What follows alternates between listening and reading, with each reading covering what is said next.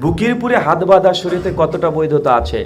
ভাই, বুকের উপরে হাত বাঁধতে হবে, এটাই শরীয়তে সবচেয়ে বেশি ইমামদের মত।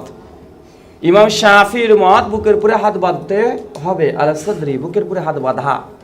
বাংলাদেশ ইসলামিক ফাউন্ডেশন হেদায়া প্রথম খণ্ড কিতাবুস সালাত হাদিস পৃষ্ঠা নম্বর 79-তে ইমাম শাফির কল মজুদ আছে। ইমাম আহমদ ইবনে হাম্বল রাহিমাহুল্লাহ তার 3টে মত পাওয়া যায়, তার মধ্যে একটা মত বুকের উপরে হাত বাঁধা।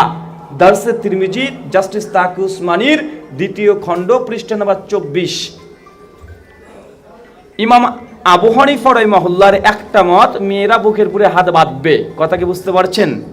মেয়েদের জন্য, কিন্তু হাদিসে মেয়েদের জন্য বুকের উপরে হাত বাঁধার স্বতন্ত্র কোনো হাদিস নাই, কিন্তু তারপরেও তারা যুক্তির ভিত্তিতে এই কথা বলছে যে মেয়েরা বুকের উপরে হাত বাঁধবে। এটা যুক্তি, এটা মনে হয় কোনো হাদিসই নাই, কেউ এই হাদিস দেখাতে পারবে না যে মেয়েদের জন্য আল্লাহ নবী আলাদাভাবে বলেছে, কিন্তু যুক্তির আলোকে করছে।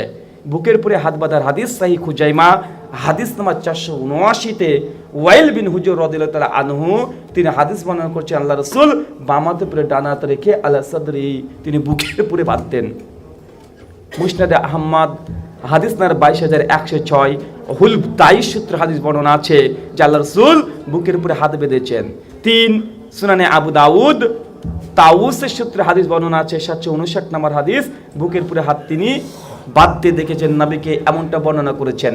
ফাসাল্লি লিরাব্বিকা ওয়ানহার, এই ওয়ানহারের তাফসীর করতে গিয়ে আলী বিন আবি তালেব রাদিয়াল্লাহু তাআলা আনহু ইমাম বুখারীর তারিখুল কাবীর 2য় খণ্ড 923 পৃষ্ঠাতে নিজেকে অনহার এর অর্থ ফিস সালাহ, নামাজের মধ্যে আলা সাদরিহি, বুকের উপরে হাত বাঁধা। এই তারিখুল কাবীরে এই সনদ সহিহ, আরো অনেক সনদগুলো আছে ইবনে কাসিরে যে সনদটা এসেছে এটা যায়িফ, কিন্তু তারিখুল কাবীরে ইমাম বুখারীর সনদ একদম সহিহ। গরিবুল হাদিসের মধ্যেও ইমাম বাইহাকি এই সনদ নিয়ে এসেছেন। জি শুকরিয়া।